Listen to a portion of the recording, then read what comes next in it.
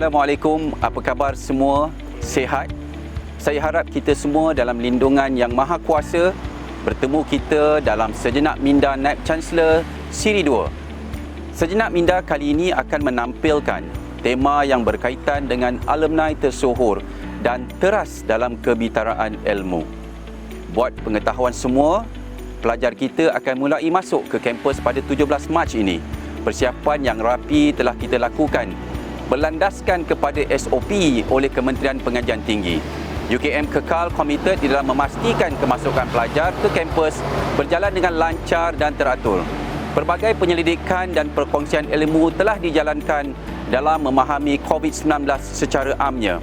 UKM antara universiti yang menyumbang pelbagai kepakaran dalam semua aspek, termasuklah saringan COVID-19 di Pusat Saringan Kesihatan Umbi di Makmal Diagnostik yang mula beroperasi pada 4 April 2020 melalui satu kerjasama strategik Kementerian Sains, Teknologi dan Inovasi dan Kementerian Pengajian Tinggi bagi mengawal penularan wabak COVID-19 di Malaysia.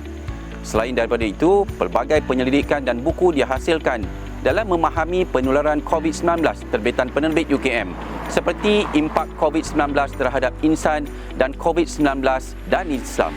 Sukarelawan bagi program imunisasi COVID-19 kebangsaan juga sedang dikumpulkan. Program dikoordinasi oleh Kementerian Pengajian Tinggi KPT dan Kementerian Belia dan Sukan KBS mensasarkan seramai 13,000 petugas kesihatan dan bukan kesihatan. UKM mensasarkan untuk menghantar sebanyak mungkin nama sukarelawan yang membantu menguruskan kelancaran program imunisasi terbesar negara. Jika mahu menaburkan bakti, mari bersama mereka untuk menjadikan Malaysia bebas COVID-19.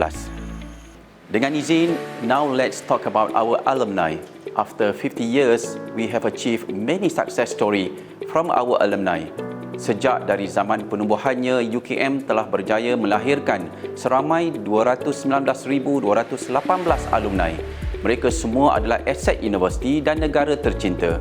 Saya kongsikan di sini beberapa kisah alumni tersohor untuk menimbulkan rasa bangga kepada kita dan memberi harapan kepada para pelajar untuk menjadi seperti mereka. Adik-adik, mari kita mengambil inspirasi daripada kisah alumni ini. Siapalah yang tidak mengenali Ketua Setiausaha Negara yang berbahagia Tan Sri Muhammad Zuki bin Ali?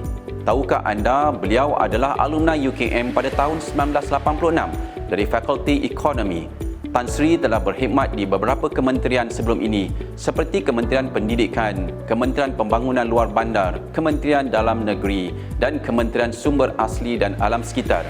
Kemudiannya dilantik sebagai KSN pada Januari 2020 sehingga kini.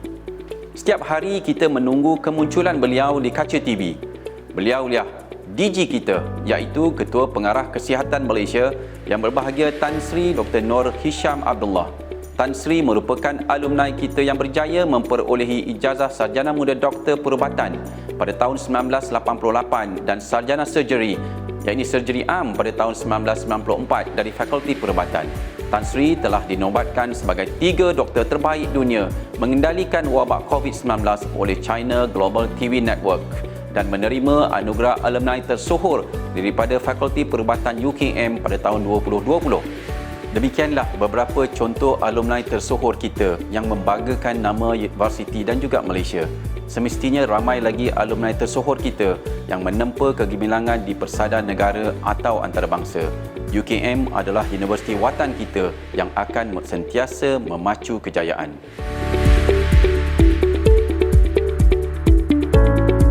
Dalam siri 1 yang lalu, saya kongsikan kepada semua tentang teras yang saya mahu jadikan sebagai nadi dan jiwa UKM.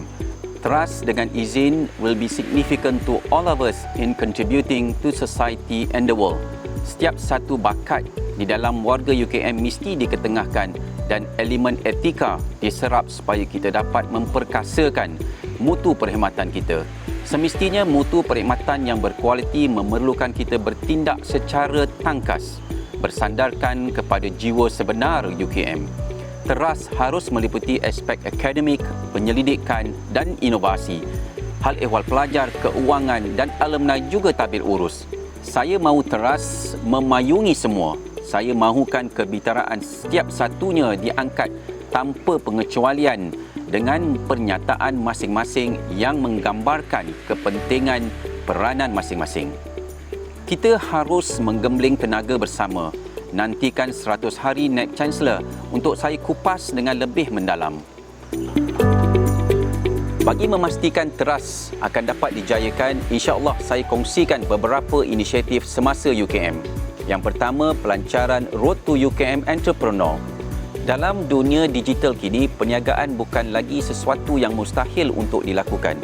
Sebagai salah satu inisiatif kebolehpasaran graduan, ilmu keusahawanan juga sangat penting untuk pelajar.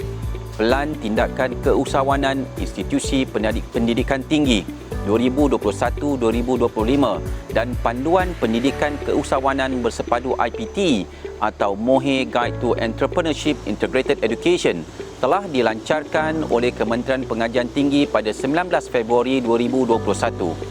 Pusat Pembangunan Keusahawanan dan EKS UKM atau SESMIC mendukung kelestarian agenda keusahawanan di IPT bagi melahirkan lebih ramai usahawan dalam kalangan pelajar dan graduan IPT. Bagi menyambut cabaran KPT untuk melahirkan lebih ramai usahawan dalam kalangan mahasiswa, UKM akan melancarkan inisiatif strategik yang dikenali sebagai Road to UKM Entrepreneur. Yang kedua ialah pelancaran syarikat pemula UKM at Startup UKM. Jika anda mempunyai keinginan untuk mengkomersialkannya, nantikan garis panduan STU Startup Company oleh Inovasi at UKM yang dalam peringkat akhir pembangunannya. Inovasi at UKM juga sedang menguruskan pelancaran startup company untuk meningkatkan pemindahan teknologi dan pengkomersialan yang berterusan. UKM mahu teknologi yang terhasil tidak hanya menjadi bahan dokumentasi, tetapi biarlah boleh memberi manfaat yang lebih luas melalui pengkomersialan buat semua. Sekian sahaja daripada saya buat anda semua di dalam pertemuan kali ini. Semoga kita dapat bersua kembali di dalam sejenak minda Naib Chancellor siri yang seterusnya. Izinkan saya membaca serangkap pantun ikhlas dari saya buat anda semua. Bertiup bayu selat-selatan, hembusan lembut memberi kedamaian. Teruskan kecemerlangan dan kebitaraan. Teras itu jadikan panduan.